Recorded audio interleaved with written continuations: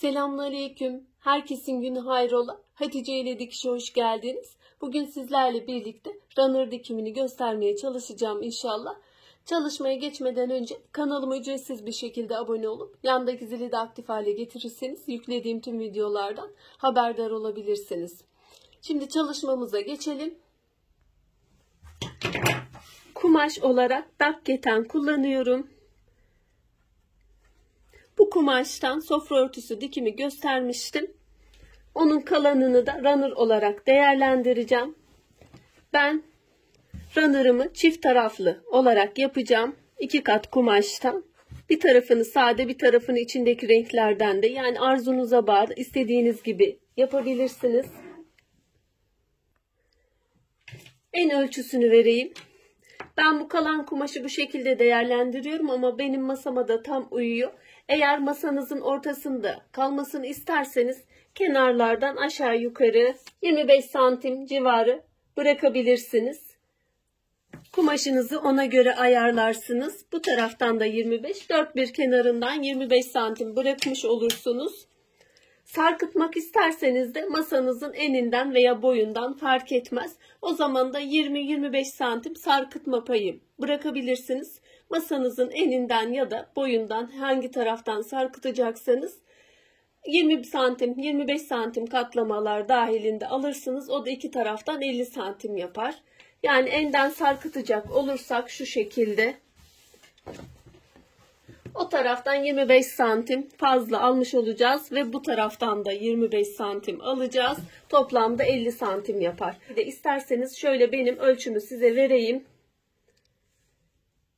45 santim.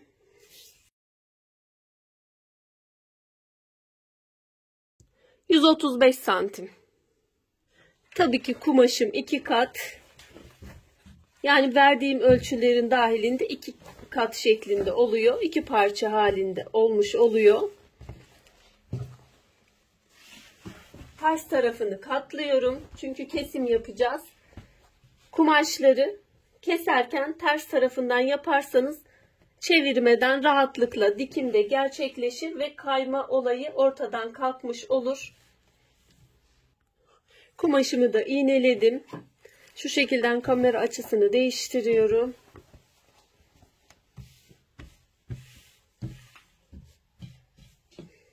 Kumaşım 2 kat.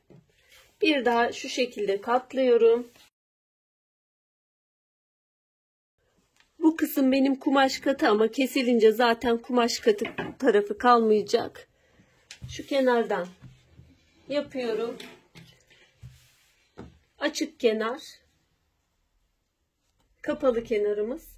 Açık kenardan şu şekilde 15 santim bir ölçü alıyorum.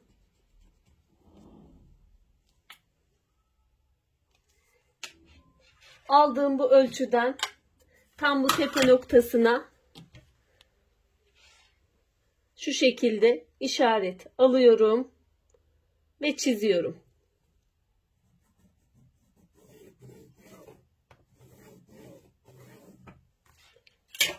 Çizdiğim bu kısımdan keseceğiz.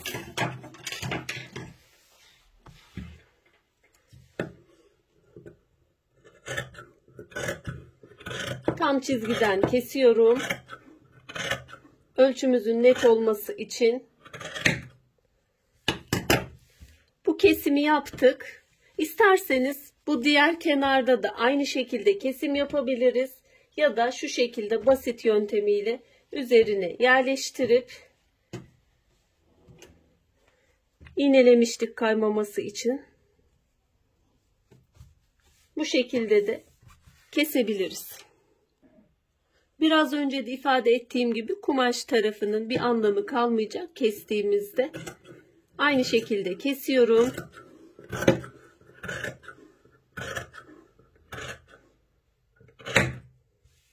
Diğer kenarı da kesmiş olduk. Şöyle açıyorum.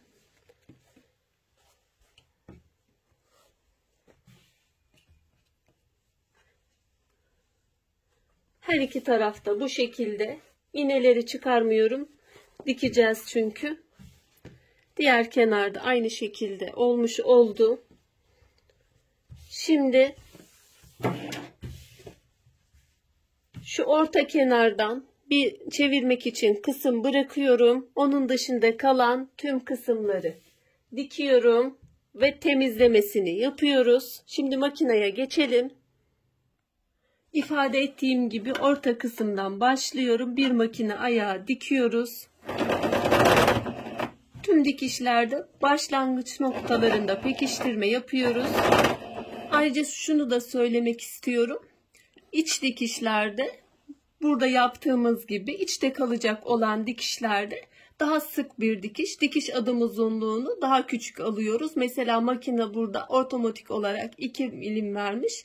Biz bu ayarda gidiyoruz ama baskı dikişlerinde ve spor dikişlerinde bu adım sıklığını biraz daha yükseltiyoruz. 3, 3,5 yerine göre 4 dahi kullanabiliriz.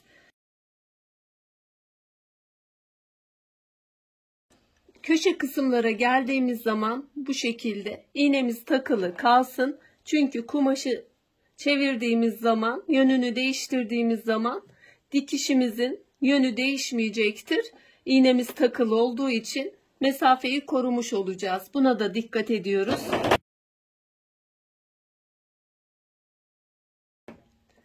Burada da keza aynı işlemi yapıyoruz. İğnemiz takılı. Devam edip bitiriyorum.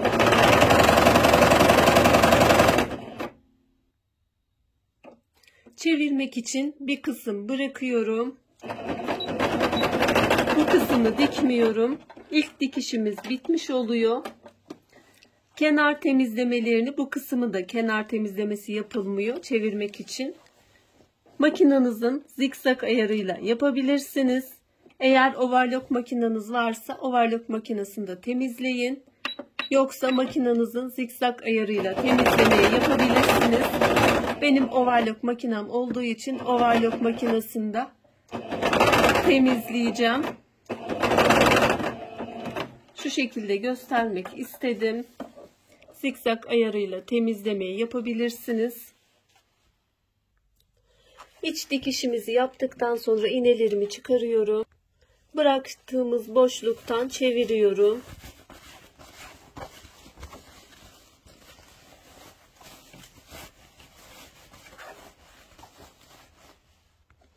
Köşe kısımlarını tam çıkaralım.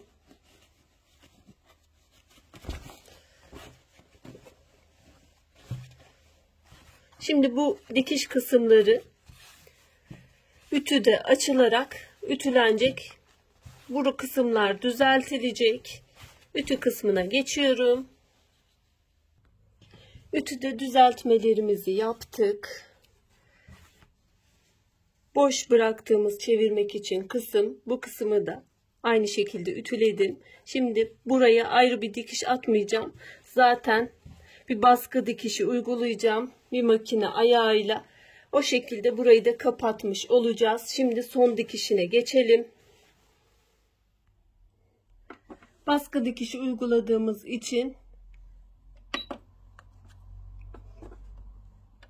2 milim dikiş adım uzunluğunu artırdım. 3,5 oldu.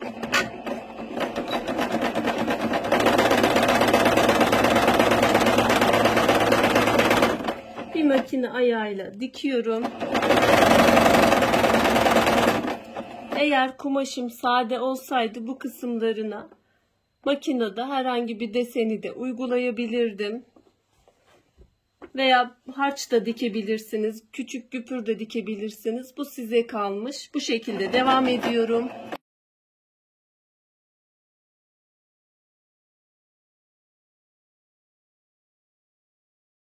Bu şekilde dikiyorum. Bir makine ayağıyla dikiyorum ben. O da 1 santim eder.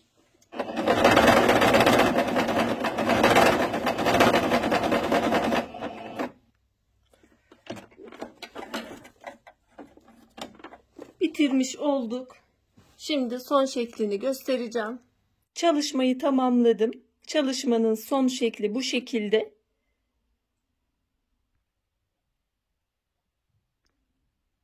Umarım faydalı bir çalışma olmuştur. Yapmak isteyen, denemek isteyen arkadaşlara kolaylıklar diliyorum. Allah'a emanet olun. Hoşça kalın. Sağlıcakla kalın.